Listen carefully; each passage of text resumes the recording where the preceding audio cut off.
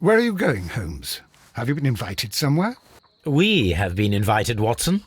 We have. Where to? To the Baker Street Irregulars' annual dinner. They sent us an invitation. It is on the table.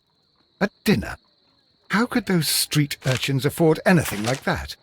I can't understand your interest in them, Holmes. They're dirty. They wouldn't hesitate to steal your wallet. Watson, you should be excited. It is a secret dinner. Its location changes every year. Read the menu. Sounds mouth-watering. All right. We, the secret police of Baker Street, invite you, Sherlock Holmes, and Dr. Watson to our annual dinner. Menu, entree, frozen rat head salad. Is this a joke? Not at all. Pray continue. Main course, sow's udder in Danny Nutcracker's way. Sounds disgusting, Holmes. Hedgehog goulash. Street turnips in homemade juice. And it goes on. I can hear them on the stairs now. Oh, we can't go there. We can't eat that. Watson, you'll hurt the feelings of those poor children. We have to go. Oh, Mr. Holmes. It is fine, Mrs. Hudson. Mr. Holmes! Wiggins, Dr. Watson is getting ready. He will be delighted to join us. You don't look well, my young man. Is there something wrong? Don't tell me the dinner is cancelled. Mr. Holmes is my brother Leighton. He's in a prison cell. They say he's killed 2 men. You have to help us, Mr. Holmes, 'cause I know he didn't do it. Where is he now? From what I've heard, they took him to the yard, and they gave him a good beating already. You know what they're like. They'll hang him. They won't look any further. Holmes, we have to help him. And forget about the dinner? Wiggins, I'll take the case. You're fantastic, Mr. Holmes. I'll be waiting for you at the crime scene. You'll be there, right? It's on Half Moon Street in Whitechapel. Very well.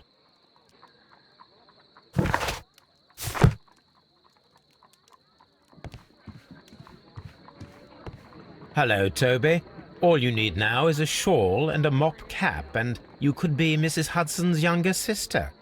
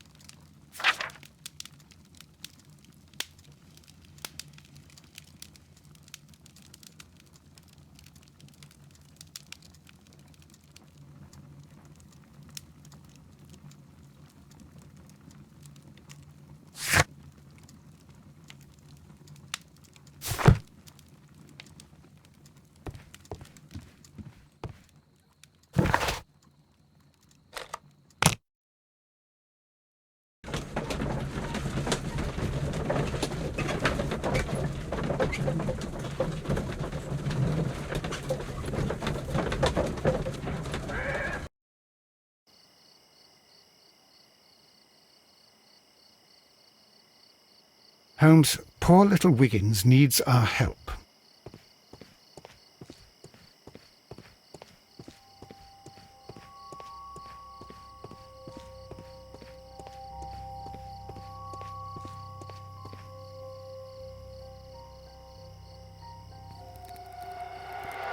Please, gentlemen, leave the scene now.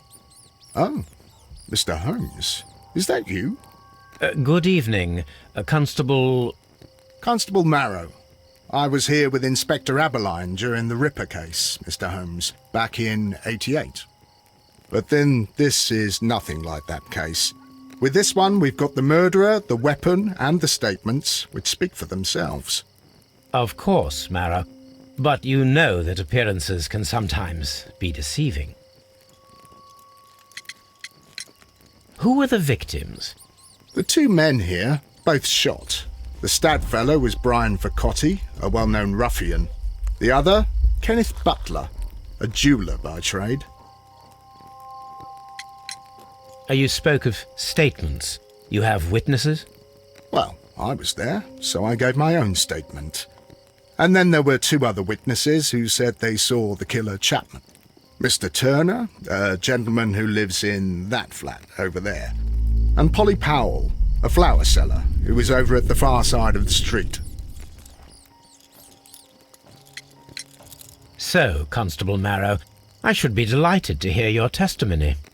I was standing at the north side of Half Moon Street. That was the side that you came from. But you would have been unable to observe this part of the street, where we are standing now. That is correct. But I saw the two victims slowly enter Half Moon Street, and then shortly after, the fireworks started. A few minutes after that, the fellow Chapman rushed towards me and ran into Half Moon Street. Please continue. I didn't pay attention, but suddenly I heard a woman's cries and police whistles on the other side of Half Moon Street. I rushed over there and I saw the two dead bodies on the ground. When I reached Whitechapel Street, I saw Leighton Chapman. He'd been caught by two police constables. Did you hear the shots? I didn't hear any shots. The fireworks were all over the sky. They were so loud I couldn't hear anything else. What were the fireworks in honour of, Constable? Well, today's Queen Victoria's birthday, Mr. Holmes. Yes, I appear to have lost track of the days. It is May now, of course. Constable Marrow, what else caught your attention while you were running through Half Moon Street? I saw nothing but rats, and I took the time to light every corner with my lamp. Did you happen to look up at Mr. Turner's window when you were on Half Moon Street at that time? Yes, I saw that the window was open, but no one was there. It was dark in the room. Constable, your statements have been of great value to me.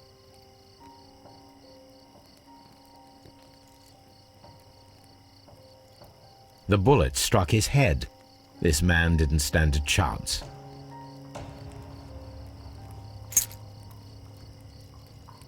This is an ordinary key.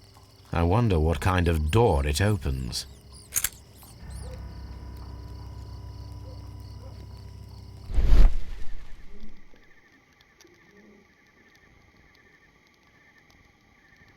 A piece of wood that has stuck between the cobblestones. Let us take a closer look.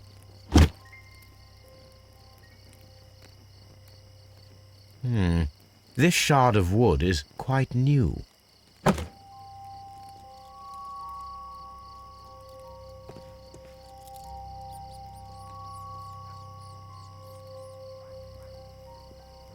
He tried to stop the bleeding with his hand. Death was not instant. The bullet penetrated his stomach, a dreadful wound. Brian Vercotti suffered greatly. What a terrible way to die.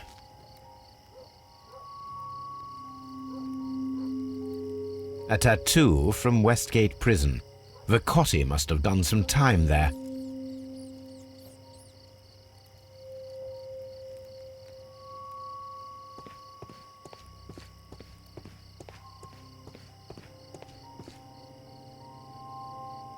Good evening, Mr. Turner. I heard Constable Marrow reply to you as Mr. Holmes. Are you that detective gentleman? I've heard of you. And, well, I know things about this evening. Excellent. Might we hear your story?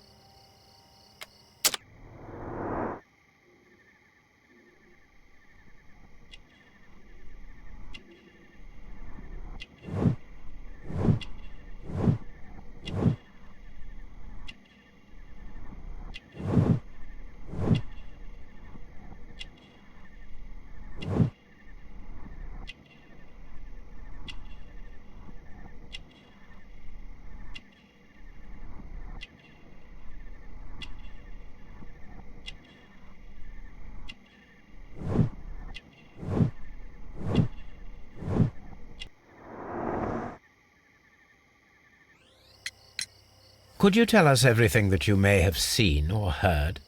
I was already in bed when the fireworks started. A few moments after, I clearly heard 2 gunshots from outside. Please continue. I quickly got up and I grabbed the lamp from my nightstand and I rushed towards the window.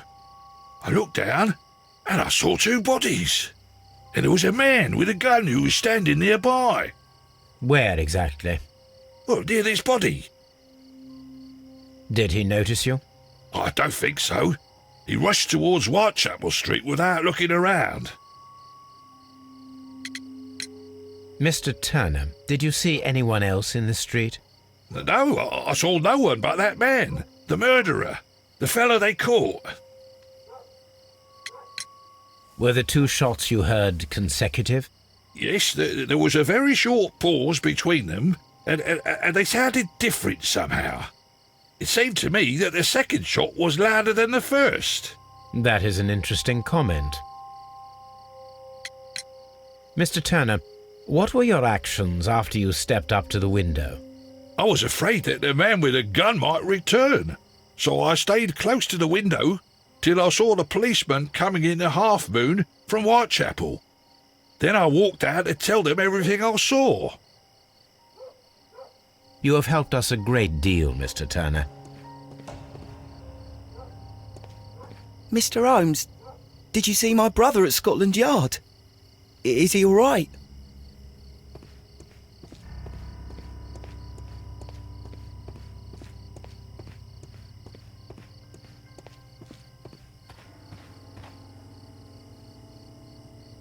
Mrs. Powell? What do you want?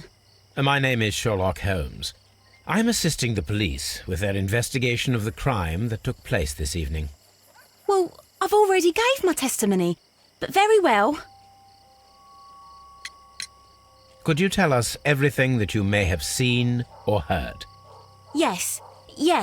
I was selling my flowers as usual, and then the fireworks began, in honour of Queen Victoria. I enjoyed those. But then, all of a sudden, a young lad ran out of Half Moon Street and stopped just by me. He had a gun in his hand. He was like a ghost, and all covered in blood. It was dark, but I could see him, because of the flashes from the fireworks. And then? I screamed as loud as I could. I knew that a policeman should be on duty in the vicinity. He had no time to escape. 2 constables got him. Then another constable came out from the very same street, and I heard him talking of a horrible murder. Mrs. Powell, did you hear the gunshots? I'm not sure. You know, what with the fireworks? Did you see anyone else leaving Half Moon Street, prior to or at the time of the crime? No, sir, I did not. Even with all the fireworks, I was very attentive, as I'm always on the lookout for customers. My thanks to you, Mrs. Powell.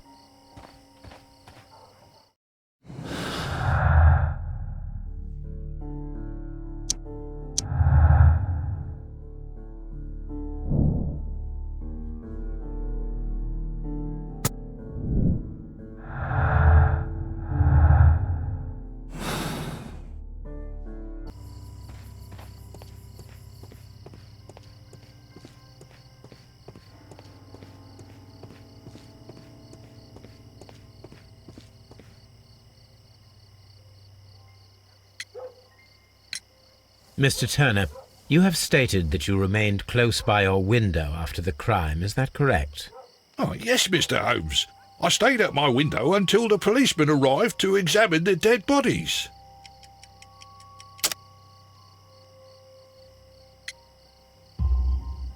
That is very interesting, Mr. Turner. Constable Marrow stated that he did not see anyone at the window when he was running through Half Moon Street. Well, I think Constable Marrow and me, we might have been distracted by the whistles and shouts coming from Whitechapel. We could have missed each other somehow. You understand what I mean? It was a bit of a stressful moment, to tell you the truth, sir. Allow me to form my own theories, Mr. Turner. Would you mind showing me the view that you had from your window? Not at all, Mr. Holmes.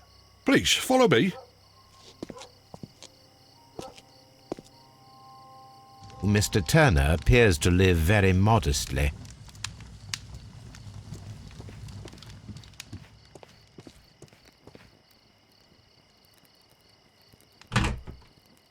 so. That's the view Mr. Turner had when he opened the window. The dead body of Kenneth Butler. Brian Vercotti's contorted corpse. Mr. Turner had a perfect view of the crime scene. He saw the bodies clearly, and Leighton Chapman standing over them.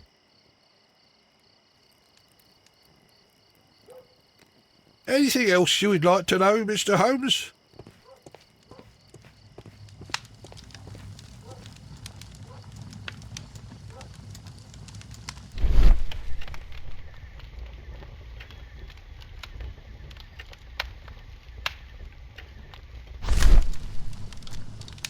The papers are almost entirely burned. I am unable to see what's written here. These words are illegible. This fire is dying out. It was last tended to over an hour ago. The papers were thrown into the fire just a short while ago.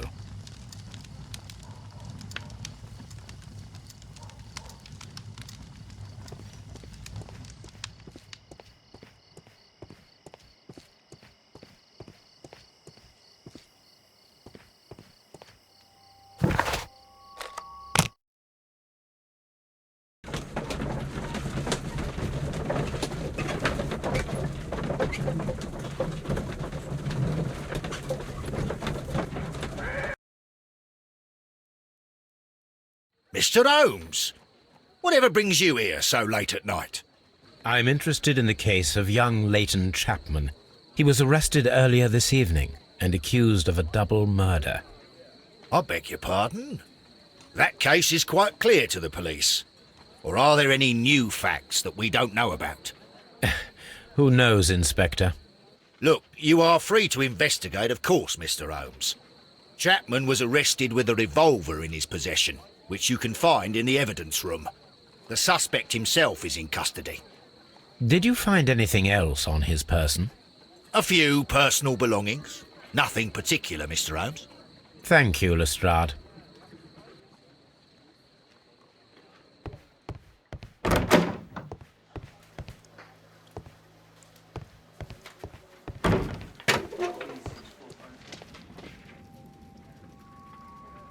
So this is the gun that Leighton was holding when he was caught by the police. It is a Webley revolver, a reliable weapon. It seems as though the shells were not removed from the cylinder.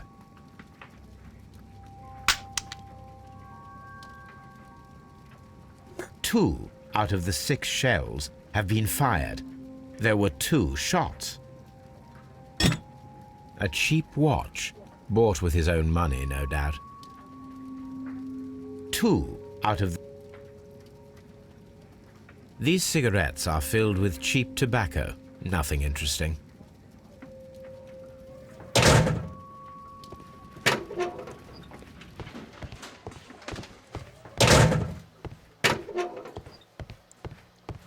Please escort this suspect for interrogation.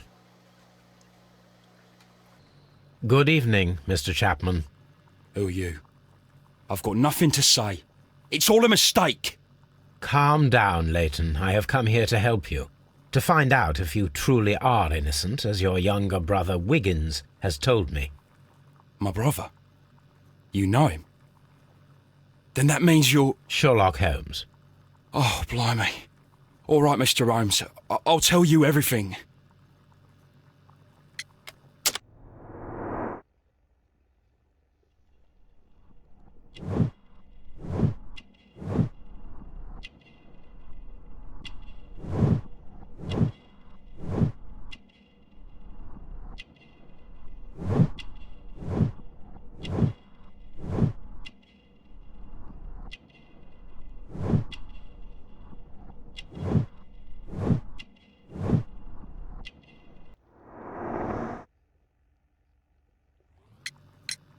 Good. Tell me your account of what happened. I left my work and I hurried up to see the fireworks in Whitechapel. I was late, so I decided to cut through Half Moon Street. I saw the first fireworks light up in the sky. I bumped into a constable on a corner before entering Half Moon. Then suddenly, what with all the firework flare, I saw two men.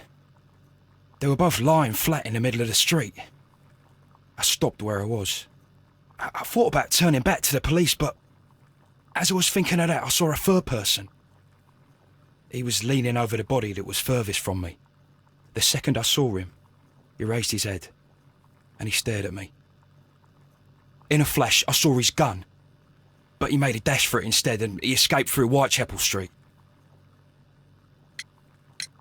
So you might still have had time to return to the constable. I panicked. I didn't know what to do. Anyway, I approached the bodies just to see if they were still alive. I saw that one had blood pumping out of his stomach. He was dying. It was horrible. The second one was already dead. He had a hole in his head. He was holding a gun in his hand, though. I took it, and then I followed the third man. Interesting. Pray, continue. I turned a corner, and I saw the man standing in the middle of the street. He seemed to be in some sort of panic. And then, Mr. Holmes, something strange happened. I told the police and they laughed at what I said, but I swear to you, my words are true. I started running towards him. But then I was blinded by a flash. It was so bright that I hardly saw anything for a good dozen seconds. But I kept running forward. As I arrived in Whitechapel, I heard a woman screaming. And then I was caught by the police. But there wasn't a trace of that man. Of course, then they found a gun and all that blood. I couldn't see the murderer escaping and all that mess. Perhaps I was still half-blinded at that moment. A thrilling account, my young man. Leighton, are you able to describe the person whom you saw standing in Half Moon Street? Well, I wasn't able to see his face at all. It was too dark, and he was too far away. I could see his silhouette. And what about that? Nothing so special. He was wearing a jacket. He was quite average in size and his weight. I see. Was there anything else that struck you at the time? No. But perhaps it's strange, but I can't remember the sound of his footsteps as he was running away. Perhaps it was because of the fireworks or the surprise of me seeing him. Leighton, I confess I am puzzled. Why should a young lad like you take a gun from the hands of a dead man and set off in pursuit of a probable killer? I know. I keep wondering that, but at the time it was like a reflex. A criminal ought to be arrested, and he was armed. You were willing to risk your life. That was a little foolish, unless you wanted revenge. No, Mr. Holmes. I was just being brave and stupid.